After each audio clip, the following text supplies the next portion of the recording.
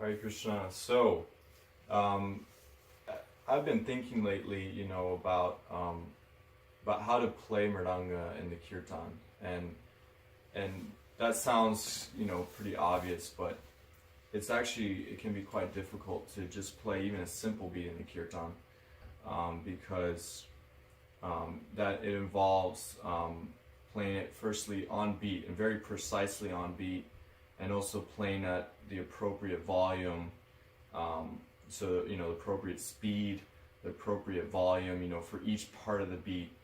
And something I've noticed a lot, especially with new Mridanga players, they're just getting started out. That can be quite challenging to them, and it's really not that simple. It's really not that obvious. That's something I want to mention. So when you learn a beat, you should also really think about how to apply it, and also figuring out which beat to play at a certain time. So that comes with experience.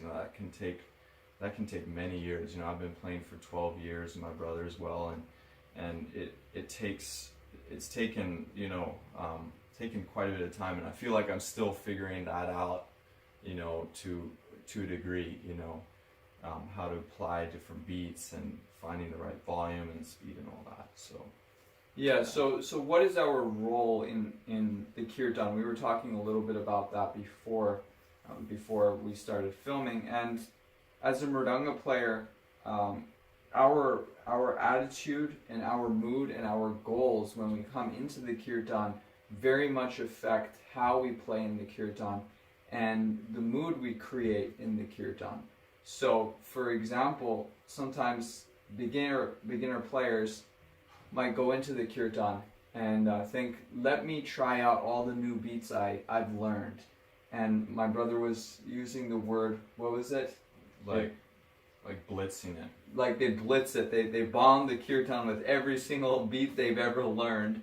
And the mood or their goal might be like, let me get in as much practice as I can. Let me practice all my beats so that I can get better. So maybe their goal in going into the Kirtan is to practice, or maybe it is to show their other friends the new beats that they've learned because they're in competition and they want to get a step further, and they want to show their friends, oh, I know a beat that you don't know.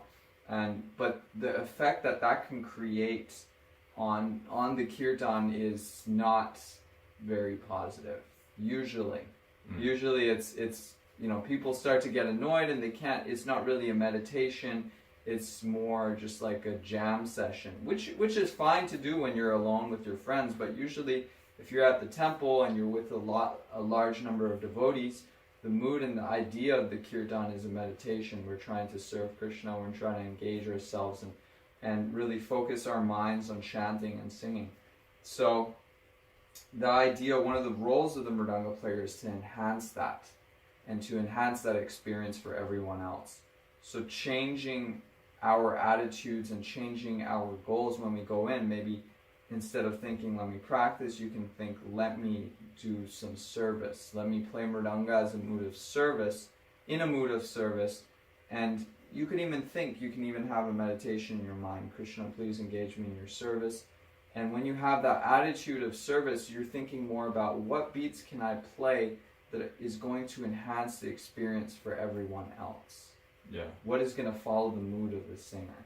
Yeah. And, it might also be that the intention is to do service, or, maybe it's unconscious that the new Mridanga is thinking, new Mridanga player is thinking, okay, how can I really add to the Kirtan?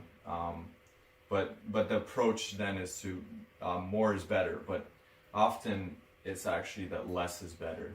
Simpler beats are very often, like the majority of the time, you want to play something that's relatable to your to the devotees around, and complexity has its place and all that. But yeah, again, I think it kind of goes back to like being appropriate and kind of figuring out the right beats and stuff like that to play. So yeah, right. And on that note, on musical theory, you can think about one of the drum beats that's been sampled the most in the world is a drum beat by a drummer, Clyde Stubblefield, and he had this drum beat he called the Funky Drummer Beat. And that's been sampled, I've heard, over 7 million times. And I'm not sure exactly about that number, but it's been sampled a lot, and you hear it all over the place in pop music. And it's a pretty simple beat. It's a pretty simple drum beat. Like boom, boom, pat, pat, boom, pat. Like yeah, or if you wanted to put it in Mridanga mantras, it would be din din tak tidin itagina tak din din tak tidin itagina tak. And it's quite simple. It's not so complex, but people love it because you can relate to it. There's a feeling. It feels good. And so when we're playing in Kirtan, if we want to enhance the experience, there's a place for complexity and expertise. But a lot of the time, it's better to keep something consistent and to have a beat that's appropriate for the mood of the singer. Right. And go ahead. Yeah, and I mean, this is something I heard from Mridanga master, that traditionally when you were just learning Mridanga, it would take about 10 years before you were allowed to play publicly. So they took it very seriously. And I kind of thought, I was thinking about this recently, that, you know, that seems kind of extreme, and I do think that's a little extreme, but I think it also says something about, like, you know, the amount of experience that's really required before you can really contribute to the Kirtan meaningfully. Because, like, I've been learning over 10 years, we both have, and playing and stuff, and I feel like, yeah, again, it was only like just a few years ago that I really felt like, okay, I realized that, hey, I'm contributing now meaningfully. In the past, I might not have. There's many kirtans where I might have been a little, you know, wasn't playing on beat really well, and you know, there were many kirtans that I even kind of screwed up because I wasn't playing the appropriate beat or at the appropriate volume or things like that.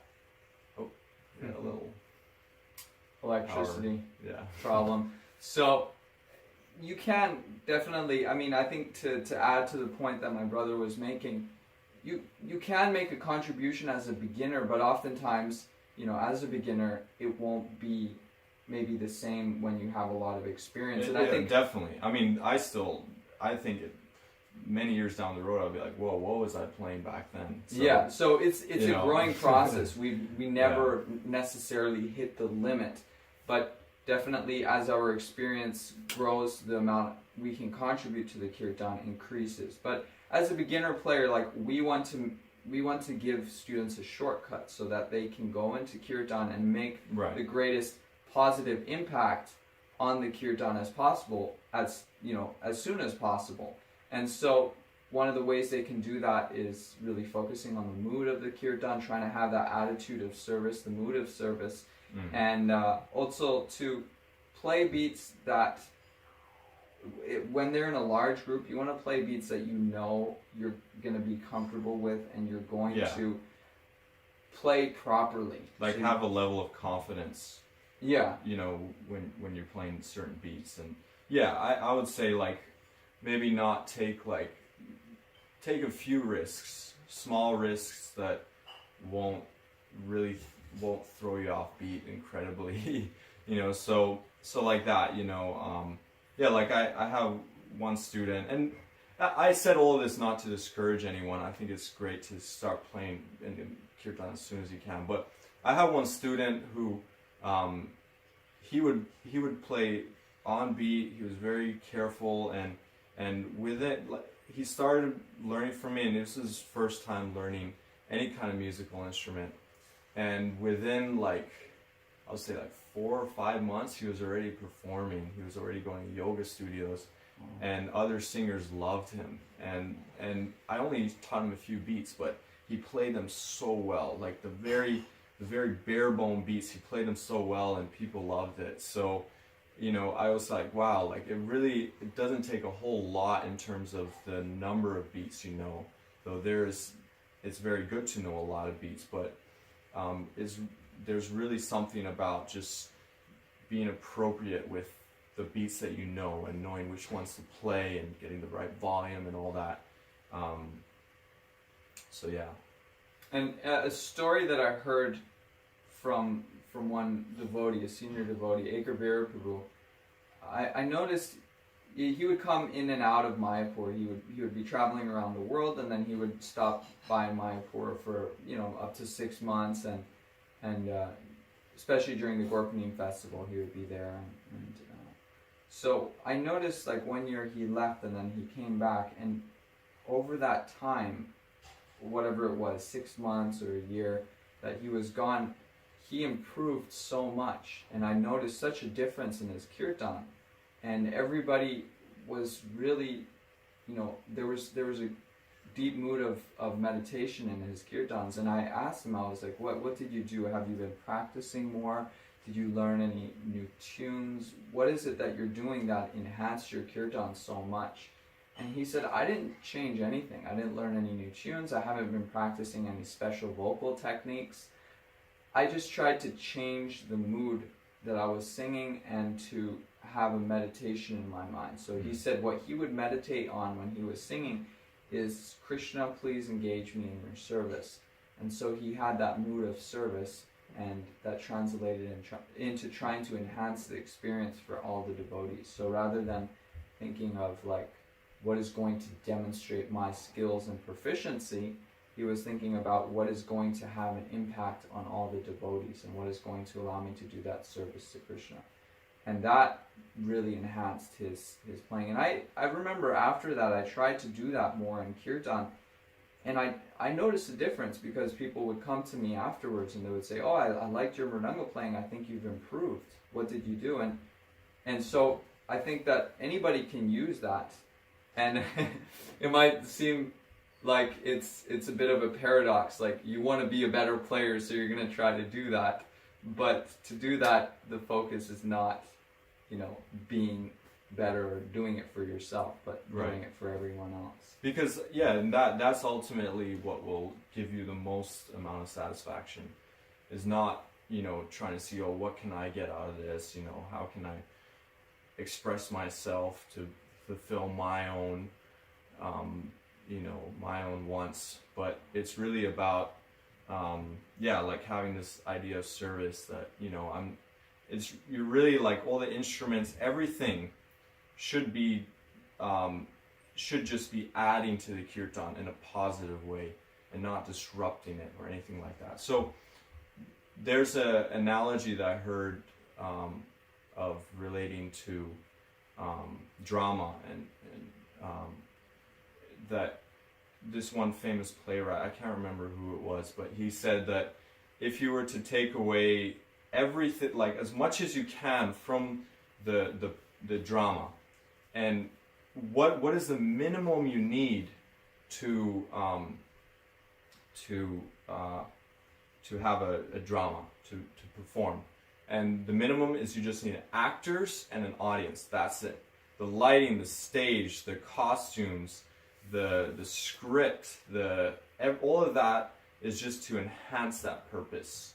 That there's audience and there's actors, and anything that distracts from your overall purpose should be removed, or changed or something. So I kind of had the same mood when I go to a kirtan, and I really love playing. I look for as many opportunities as I can to play Mridanga, but I also recognize that there are times where if I'm playing Mridanga, maybe it makes the kirtan too loud, so I'll put my Mridanga down, so it kind of shaped my thinking that, okay, and yeah, it takes the level of also like humility, something that I'm working on myself, to get to that point. So yeah, that's definitely something I would recommend when you're going to a kirtan or playing, that you really have this idea that everything you're playing is just to help people chant better and help people get into to serve the holy name better. So something that I think will help everyone, you know, in that mood of service.